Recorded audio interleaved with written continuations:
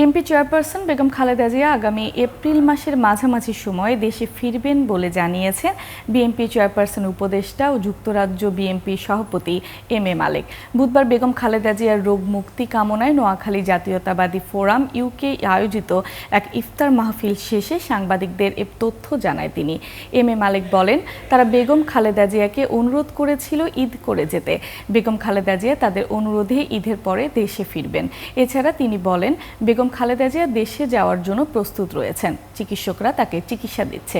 ডাক্তারদের সাথে পরামর্শ করে এপ্রিলে দেশে ফিরবেন বিএনপি চেয়ারপারসন।